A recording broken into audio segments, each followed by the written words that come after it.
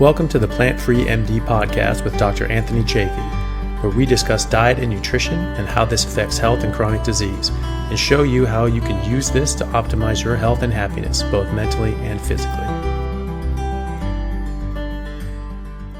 All right. Hello, everyone. Thank you for joining me for another episode of the Plant-Free MD podcast. I'm your host, Dr. Anthony Chaffee, and today I have a very special guest, Miss Pennie Roehr, who has had a very, very interesting story about her recovery from multiple sclerosis, MS, using a carnivore diet. Pennie, thank you so much for coming on and sharing your story. Thank you for having me. Yeah. Well, you're very welcome. And we've been talking, quite a bit off camera. You have an absolutely amazing story and recovery. I mean, multiple sclerosis is something that is a progressive disease, just like so many of the other chronic diseases that we face now as a mainstay of modern health and society. And it's thought to be that this is just going to progress. It's only going to get worse. Maybe you have periods of static symptoms where it doesn't get a lot worse, but it's not really getting better. And then it starts getting worse, or just continually gets worse. It very, very rarely gets better. But if it does get better, it's for a short time, and then it gets worse again. So your story in particular, and something that we're seeing a growing body of people experiencing on a carnivore diet, you're actually getting improvements as opposed to transient sort of improvements or stasis and then worse again. So that's, I think, is very, very important to talk about. And so thank you very much for sharing that.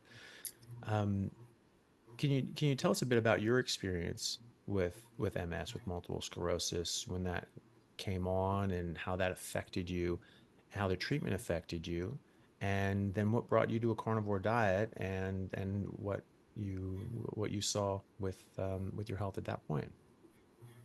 Okay, so when I first had my very first MS symptom, I was 17. It was 1996. I was a senior in high school. I was very active, and my first symptom was numbing and tingling down my left side. And I was 17. I just thought, oh, it's because I was active. I said nothing to anybody. I just went about. It didn't really impact me. It was just uncomfortable.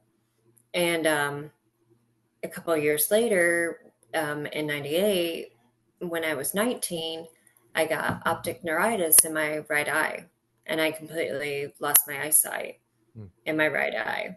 And, my mom took me to an optometrist, and that's the first time they had mentioned MS. And, it got better. My sight came back, and we just kind of let it go. And there's kind of a gray area between when I got the optic neuritis and why I had the MRI back. I had the MRI in 02 or 03. I was diagnosed in 03, and I can't remember what brought me to having the MRI. But then I had the MRI, and can you pause for a second? Mm-hmm. Sorry. Go. So I had my MRI in 2002, 2003, and it showed some lesions on my neck and brain. And then I got married in May of 03, and this 2 months afterwards, they did the lumbar puncture. And to rule out, I think it is lupus. With the lumbar puncture, they were trying to rule out lupus to confirm that it was MS. Okay. But after my lumbar puncture, they confirmed it was MS. I was 24, and honestly, it really wasn't impacting me too much. So I really didn't take my diagnosis very seriously. I actually had a home nurse after my botched lumbar puncture that left me bedridden for a month. I actually, my husband and I were told by the nurse not to have kids. That'll put you in a wheelchair. And we had already planned out we were going to have a family. I mean, this is 2 months after we were 24, 23. 2 months after our wedding, we're like, no, we're going to have kids. And in 2004, I got pregnant and had my daughter in 2005. And when I was pregnant, as soon as, sorry, I'm going to backtrack a little bit, but Okay. when, my doctor, the first thing he did was like, any symptom that you have, call me and I'll give you a medication, Mm-hmm. anything. And before long, before I even knew it, I was on a cocktail of medicines. It was, for, you know, uh, muscle spasms, headaches, numbing and tingling, all of that, and like neuropathy pain. So, when I got pregnant, obviously I went off all of those. And all through my first pregnancy, it's like my MS symptoms went dormant. I Mm-hmm. didn't have a single symptom at all. And it was like, oh, this is, it was kind of nice. But then after I had my daughter in '05, that's when the symptoms started back up. And then until we were done having kids, we didn't start any drug modifying therapy drugs until he knew we were done having kids. And then in '09, my son came along. And then after I gave birth to him, we started on Copaxone. The what was that? Daily? Is that the daily? Yeah, that's the daily injection. And I was still having relapses. So, I was on that for a few months and not showing any improvement in relapses. So he decided to switch me to Rebif, which was an injection, what was it, 3 times a week, I think. This was back in 2010. And then one night I had gotten my flu shot in 2010. And then one night it was like 10 o'clock at night and I was laying in bed.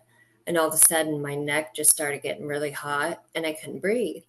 And I'm like, what is going on?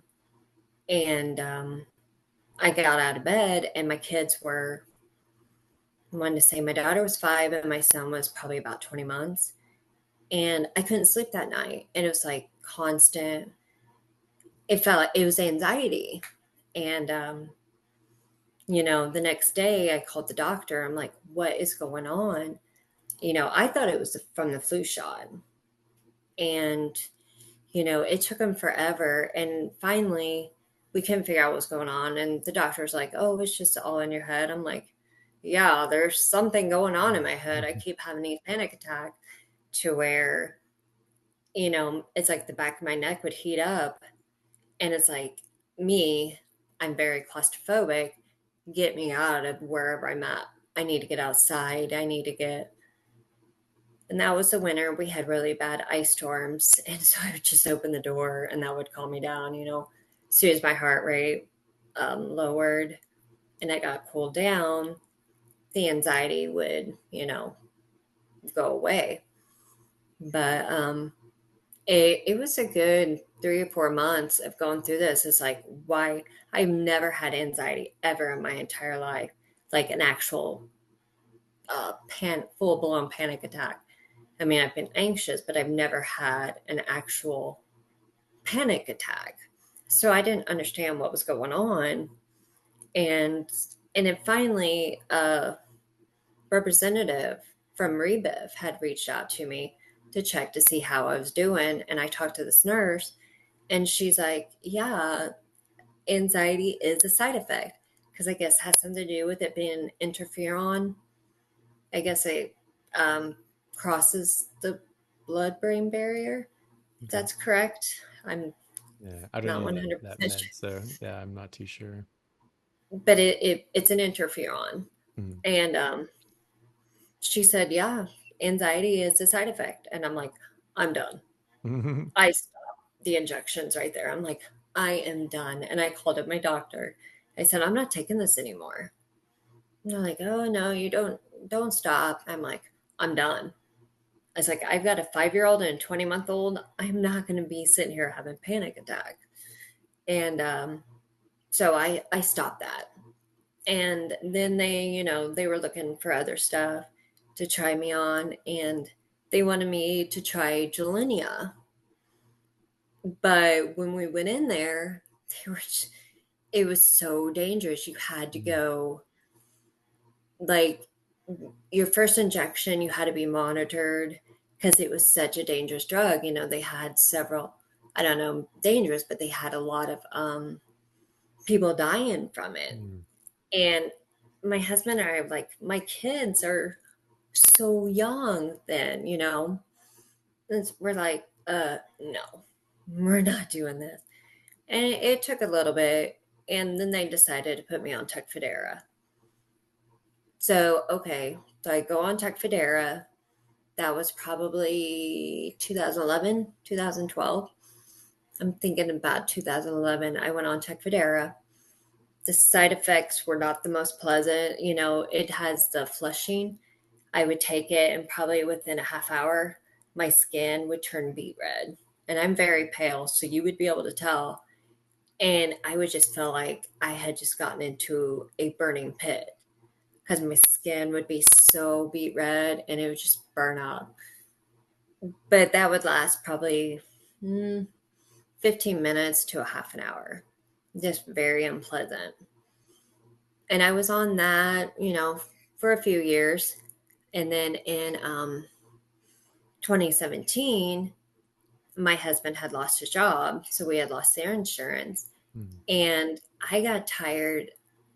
you know I spent a year of trying to find charities to help me pay for this medicine that's $8,000 a month, mm, until he finally got a job that had benefits to help with, the bulk of the cost. And I just, come 2018, I was getting sick a lot in the winters. I always had sinus infections or um, bronchitis. I was always getting sick, but sinus infections were the main thing.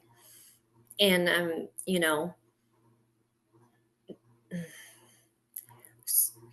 sorry. That's okay. Um, Yeah. Give me just a second. You may want to pause. Where am I at? Well, you were saying that you were getting sick a lot. You had this very expensive medication. It was about $8,000 a month Yeah. US, which is about $12,000 Australian.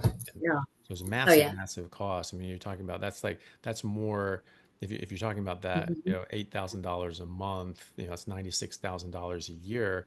That's far above the national average for an annual income pre-tax, and this would be post-tax. You're using Yeah. post-tax dollars to use this, so you're really using about $130,000 in pre-tax dollars to pay for that. So it's a massive, massive, massive burden and expense, and probably one of the chief reasons why no one's really looking for a cure to MS because the treatment is just so darn lucrative. Why would they Yeah. look The for a medicine. cure? Why would they shoot the golden goose? The goose that lays Hmm. the golden eggs. So, but yeah, so you're talking about that, and you're having a lot of side effects, which makes sense. These are immune suppressants, and Hmm. they will suppress your immune system. That is exactly what it says, and you're going to get infections. You're going to get more colds and flus and bacterial sinus infections and chest infections and these sorts of things. You get higher cancer rates because the immune system helps fight off cancer as well. And it's as is like you said, it does not, these medications can help keep very serious disease like MS at bay, or at least slow it down, but it comes with its own host of complications, which is sort of what we were talking about there. Hey guys, just want to take a second to thank our sponsor, Carnivore Bar. I don't promote many products because honestly, all you need to be healthy is to just eat meat. For those times that you're out hiking, road tripping, or stuck at work and you want a nutritious snack that is just meat, fat, and salt if you want it, the Carnivore Bar is a great option. So I like this product not because it's just pure meat, but also because I want the carnivore market to thrive as well. And the more we support meat-only products, the more meat-only products there will be available in the mainstream. So if this sounds like something you'd like to get behind, check it out using my discount code Anthony to get 10% off, which also applies to subscriptions, giving you 25% off total. All right, thanks guys. Tecfidera, it was $8,000 a month. Mhm. And I just got to a point, my kids, 2010, that, this would have been 2018. So My daughter would have been 13, my son, 4 years younger. And I just got to a point, I'm like, I'm, I would rather, um, sorry, Okay. shoot. That's all right. Take your time. Okay, so in 2018, I decided I'm done with the DMT meds Hmm. because, like with cancers, they suppress your immune system. I was always getting sick, and I, sorry, your It's okay. buddy's gonna have to do a lot of No, editing. they're fine. There's nothing. There's no problem. Um, oh my gosh, I am so sorry. Yeah, okay. But I was always getting sick, Hmm. and so I decided, I don't want cancer. Hmm. And that was the one of the main drawbacks to have an immune suppressant drug was cancer and all these other ailments that, you know, you've opened your body up to when you suppress your immune system. You can't fight off anything. And I'm like, I'm done with these. I would rather be in a wheelchair than to be 6 feet under or fighting off cancer with my kids so young. So in July of 2018, against, family wasn't too happy about it. The doctor wasn't too happy about it, but I'm like, I'm done. I'm done taking these. And and when I was done, really I didn't I mean, I still had attacks, but I really didn't see much of a difference from Hmm. when I went off the drug as opposed when I was on the drug. So I didn't really see much difference of attack because I would get 2 to 5 attacks a year. Hmm. So I had had enough. Yeah. And Where do then I go from so here? Oh, and wow. then so you did that for a period of time, so 2018, and then you stayed off medication that whole time, Hmm. presumably. Have you gone on Yeah. back on medication since then, or is it just all hands off at Nope. that point? I Okay. was done. Yeah. Done And with the then medications in 2018. And yeah. of course, now I'm in a wheelchair, but, things are starting to look up Hmm. since starting carnivore because I had tried going gluten free. I've done all kinds of research. I tried the no gluten. I used to eat nothing but salads and fruit smoothies, Mm. you know, and I did have an addiction to sugar because I have a high metabolism. I don't gain weight. So, one thing that I started back in 2010 was I would have a hard time taking all my medicines and getting them swallowed. So, I started eating ice cream before bed every Mm. night. And it wasn't just ice cream. It would be ice cream and chocolate syrup with cookies on there and Right. sprinkled and Yeah. anything else. And that just became a normal habit for me because I was like, oh, I don't gain weight, so it's not going to affect me any. Mm. Well, but Yeah. So then yikes. what brought you to the carnivore diet then? Was that something that did you see other people with MS in particular or autoimmunity try that, or did someone else introduce you to it, or how did you come across it in the first place? Because it's getting gaining more popularity now, but obviously when you started this, probably almost no one had heard about it. Well, when I wasn't really having any results with, like I'm eating right, I'm eating salads, I'm eating lean meats, I'm eating fruit smoothies, besides for the ice cream before bed, I was actually eating pretty good. But it's like I'm still having attacks, I'm still bloated, I'm still constipated. And it's like, why am I staying constipated and bloated when I'm just eating salads and smoothies? You Mm-hmm. know, Granted the ice cream doesn't help, but I'm just getting so flustered. It's like I'm still having attacks. What is going on? Why is this not working? And then I came across Michaela Peterson and her story. I was like, okay, this is kind of interesting. So in 2019, October of 2019, wait a minute, this is 2024. So, um, in 2021, sorry, October 2021 is when I decided, all right, I'll try the carnivore diet. I tried it for a week. My husband went and got me all the grass fed beef, it I didn't last very long. I tried it and I was like, okay, this is near the holidays. There's so much sugar everywhere. I I bailed out. Mm-hmm. And then I decided, we went through the holidays, ate crud. I felt like crud.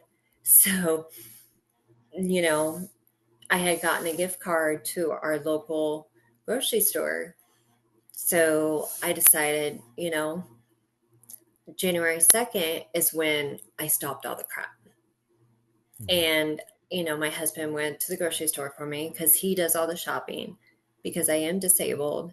And so he does most of the brunt work is on him. And so he went to the store and he bought me all kinds of ribeyes because we had this gift card.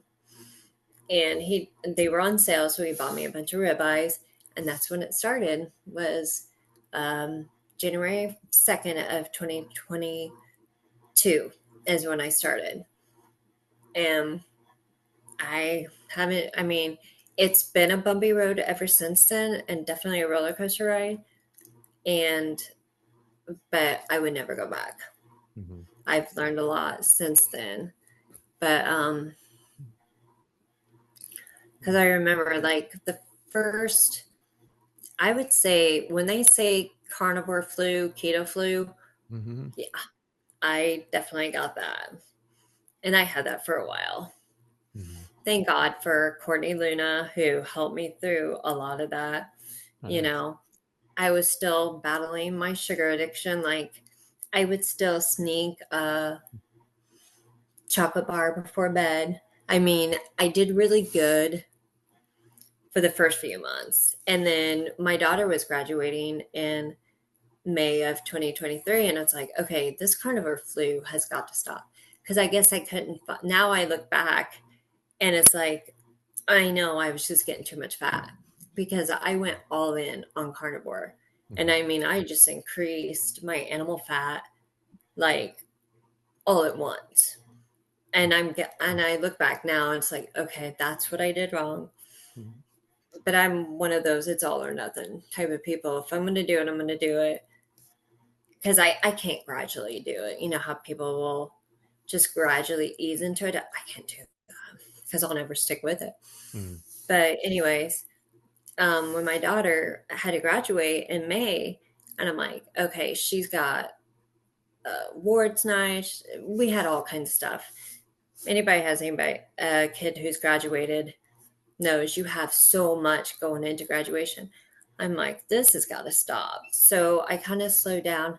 I started adding in, sneaking the candy bars, and I'd look at the ingredients, and then I Courtney got on me about that, and it kind of died off a little bit, like the carnivore flu kind of died off a little bit, and I made it through the summer, and I made it through the summer and into the fall, and I did pretty good with not, I would have bouts of chocolate cravings.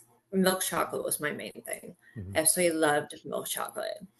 Little Hershey bars or Hershey Kisses was my go-to, or I would sneak chocolate chips.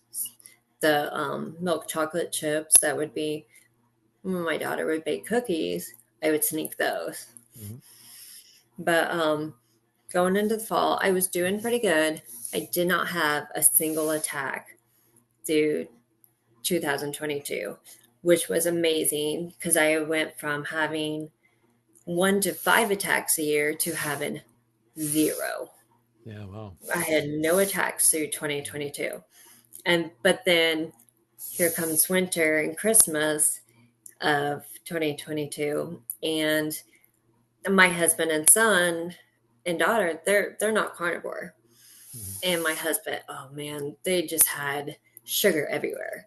Yeah. Around Christmas time, the cookies, the cakes, the pie. And I was sneaking them left and right. I was like, oh, I'm carnivore, but I was still sneaking, Mm-hmm. the sweets and the candy bars and the milk chocolate stuff. and I was kind of veering off of it, but I still didn't have any of the vegetables or anything. Well, come January of 2023, that came back and bit me Mhm. because I started noticing my left side started getting numb, Mhm. and so did my right side. And I was like, uh oh, this is not good. And lo and behold, I had an attack. Mhm. And it was a brutal one. It completely paralyzed my left side. Oh It was goodness. pretty brutal. And I'm like, okay, I'm done. No more sugar.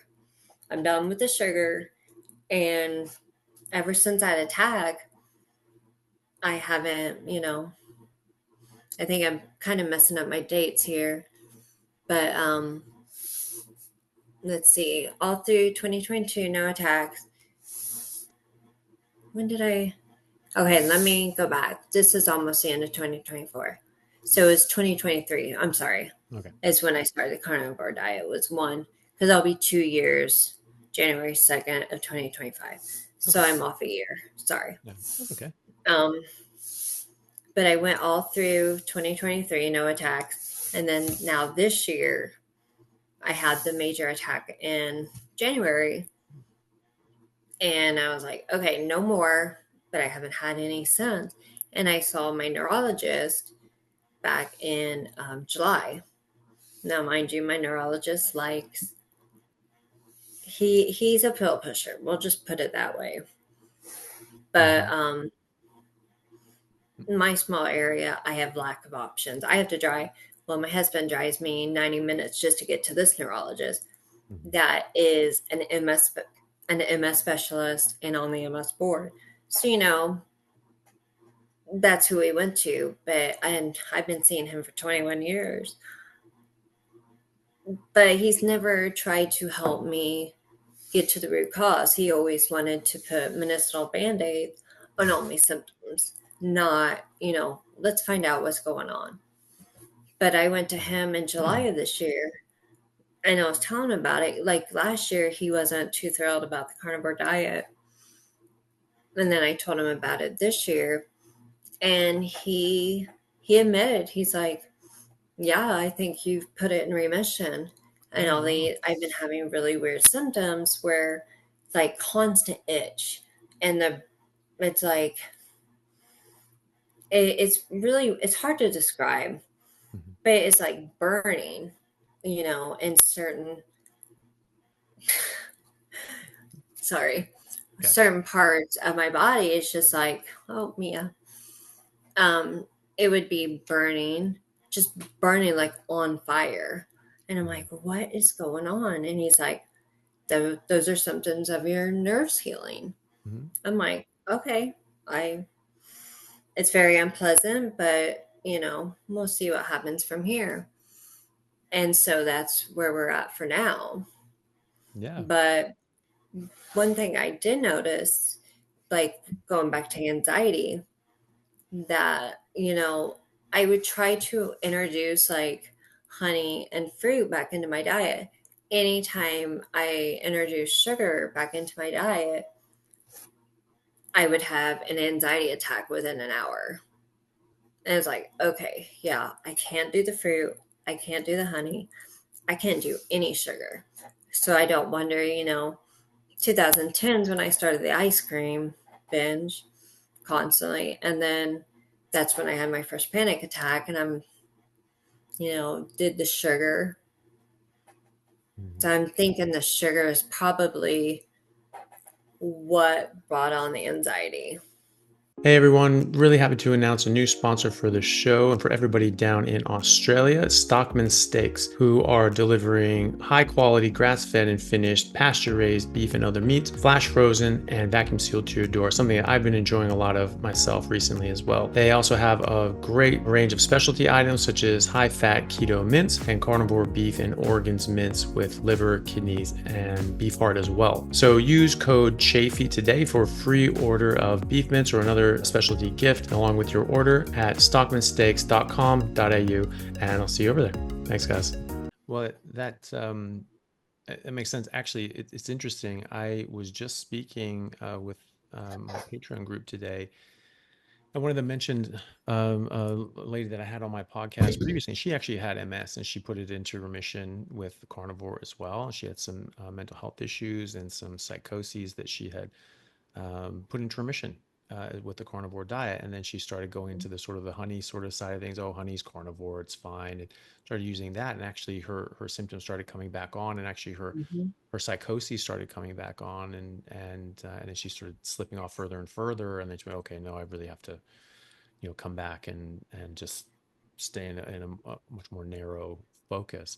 Um, but that's, especially with mental health, that's something that being in ketosis is very important for having that the healthy functioning mitochondria seem to be extremely important for mental health and neurological health in general.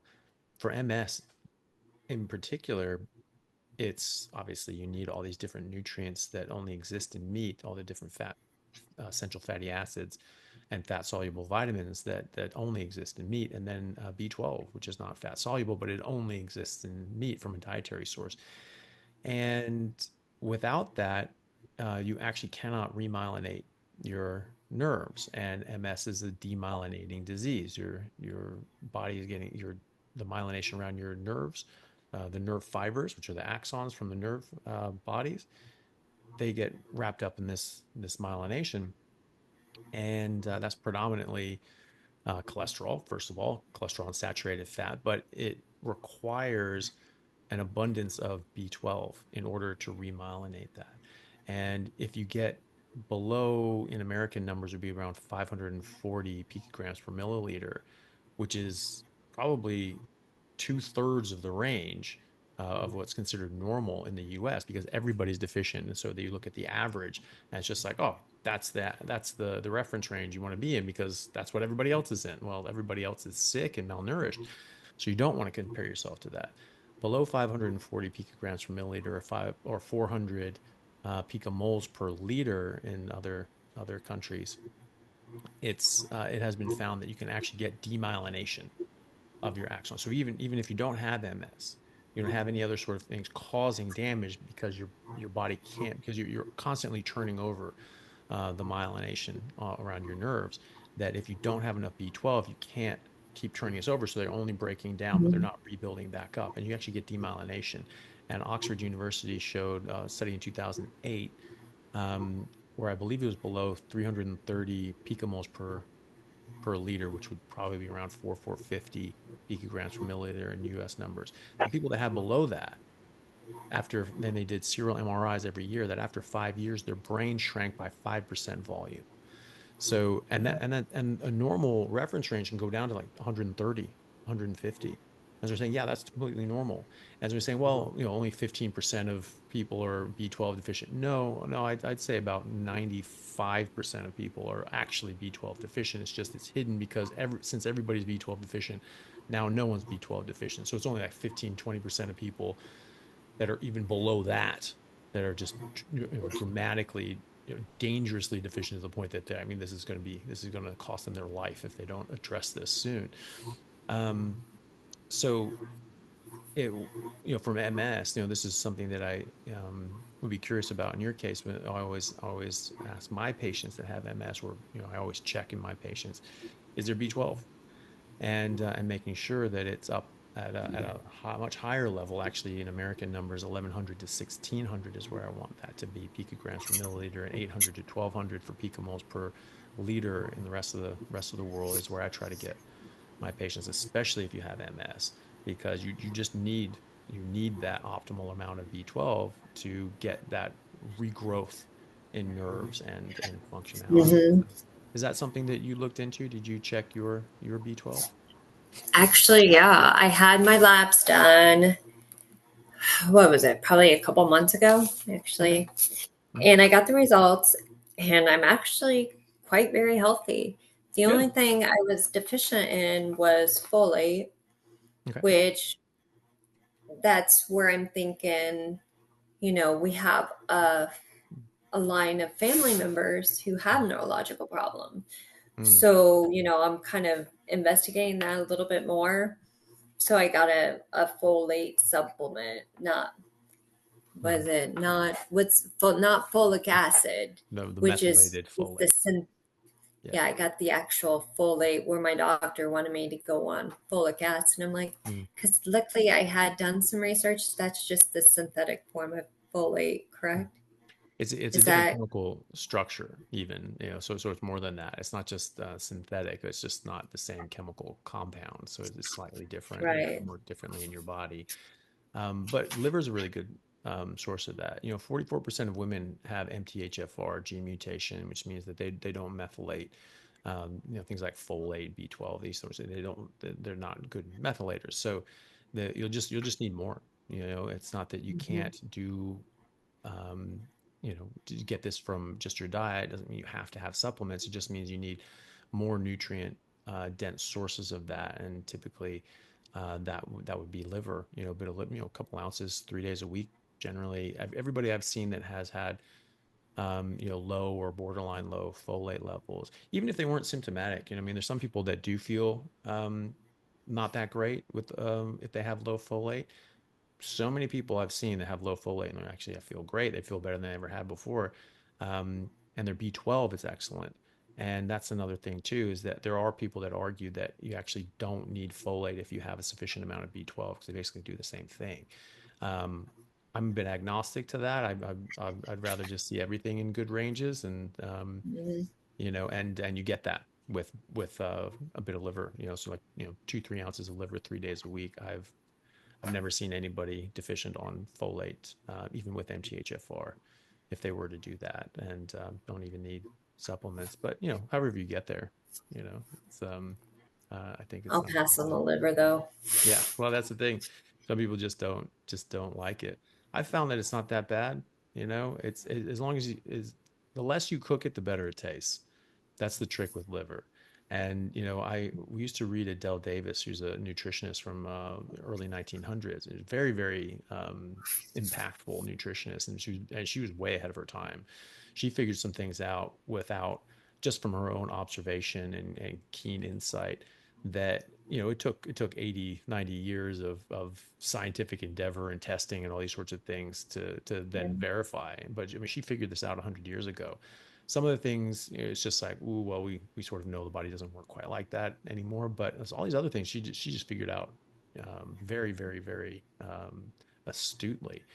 And that was one of the things she always talked about, was that raw liver was one of the most important nutrients. It was just such a good nutrient source, especially for people that were having issues. Pregnant women, especially nursing women, and then new babies just eating their first thing, raw liver, and specifically raw liver. And that always horrified me, thinking about raw liver. But then I tried some.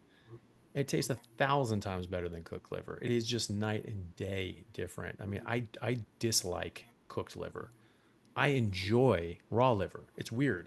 It's very weird, but I do. Pat it dry. So it's, oh, it's slimy. Yeah, okay, fine. The texture is a bit weird, but you pat it dry. You take a bite. It actually tastes good. Or put a bit of salt on it. Put it on a drying rack in the refrigerator, like I do for my steaks. After a couple of days, it's almost like gummy, like a gummy bear sort of texture. Hmm. It's great. It's like a meat gummy bear. I'm like, absolutely. That's the only kind of gummy bear I want. And so I found that can be a better way. But either way, I mean, a couple ounces, it's not much. It's literally like one bite. One Hmm. bite 3 days a week. You could probably get your head around that. And then you find that it's actually not all that bad. But you can also grind it up in ground beef. You can get your butcher to make a blend, put like 15% liver in there, and you just have a couple of those patties a few days a week. Actually, it's fine. You don't need much. A little bit goes a very long way, and will definitely cover you for B12 and folate, certainly. But yeah, but Well, if I could find it, I know my B12 levels are actually quite high. good. Like all my levels were really good. Yeah, We're it because of the reference ranges being averages. If you're not high on your B12, you're probably low. There's very few reference ranges actually get up into that, what I would consider an optimal reference range for B12. yeah. Some do, but most don't.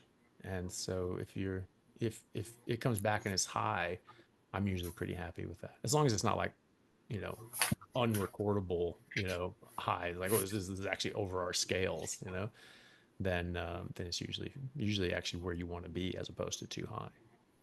Okay. Yeah. Mine is 1556. Perfect. Yeah, that's where mine. What Yeah. surprised me was actually my vitamin D because I am Yeah. so pale and Hmm. I have MS, and anybody with MS knows what heat does to us. We're like, we become cooked pasta, a cooked spaghetti noodle. And literally in the heat, you just, you can't function. It's Mm, like everything just shuts off and you're just completely limp. So I'm kind of shocked at my vitamin D levels were actually pretty high because I'm not out in the sun or the heat. mm-hmm. And also another thing that happened in 2010, I had an attack, and after that attack, I no longer was sweating and I could no longer regulate my body temperature. Oh, wow. And so I'm like, did it attack the hypothalamus then, But I Yeah. haven't been able to regulate body temperature since 2010, so I Hmm. really have to be careful with being outside. Like, I'll get overheated very quickly, and in the winter, I shiver. It's like it's hard for me to get cooled down or warmed back Mm, up. mm.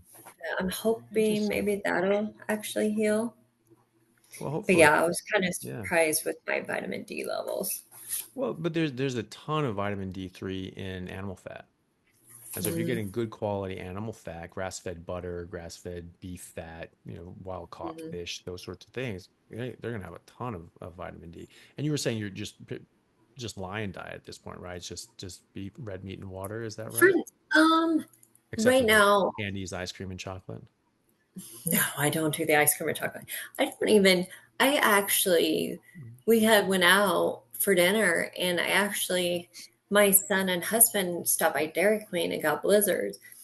And while my husband was getting situated in the car, I was like, all right, I'm gonna try his blizzard real quick. I snuck a bite, and I'm just like, it actually kind of tasted nasty. I've Mm, tried myself. I've tested myself.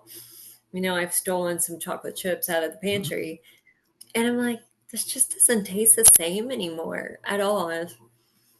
And, a year ago, I would have started binging on that mm, because my addiction was so bad to chocolate and sugars and ice cream. But now it's like, I don't want any of it. My taste buds have changed so much. And it's weird because before I would want to have ketchup, mustard, ranch, all those sauces, barbecue. I needed them for mm, my food, my salads, drenched them in oils. But now it's just like, mm, I can go pull, my husband will grill for me on the weekends a bunch of burgers. And I also like, we get from, I would say local butcher, but it's a 20-minute drive. We're in a very small area, but beef dogs is what I call mm, them. They're beef hot dogs. So he gets me some of those. Those are like a treat for me. I pull them out of the fridge and I just eat them cold. And my son's looking at me like, "Don't you want to heat that up?" I'm like, "No, I'm good." My taste buds have changed so much. It's crazy. But right now, I love my sour cream. I get some Daisy sour cream because it only has cultured cream in it. So I do like, to get pork rinds and dip in sour cream. And I seem to be doing okay with those. So I do add some dairy. I haven't got rid of my cheeses. My cheeses are uh yeah, they're my weak spot. mm, I like my cheeses, so and every now and then, like I'll get into a kick. Like for a while, I liked, shaved ham, mm, but you've got to be careful because it's cured. But I tried it out and it didn't do anything to me. So I'm like, okay, I like this. I put some cheese, have a hot ham and cheese, and just eat it plain, no bread, and have some sour cream on the side with pork rinds, and I'm good to go. And mm. You know, it's like I notice my husband and son, they love variety. I see other people, they love variety, and I'm like, everybody asks me, aren't you bored? I'm like, no, Mm-hmm. because now I look at food. It's like most people, they celebrate with food. Food is celebratory. And it's like now I look at food as fuel. I don't look at it as, oh, I've got to, we're going to be celebrating Christmas. I've got to stuff myself full of food. It's like, no, I went to my mom's for Christmas last year and she like, don't you want more to eat? I'm like, no, I'm, I had some ham. I'm like, no, I'm good. So that's, when once you look at food differently, then it becomes a lot easier. Mm-hmm. Yeah. At least it has for me. Oh, definitely. Yeah. When you understand that you don't have to keep eating variety, all these different sorts of things. I think the main thing with variety is that people are eating a deficient diet, that the paucity of nutrients in the things that they're eating, and so they have to change up what they're eating because they have to get these other vitamins and minerals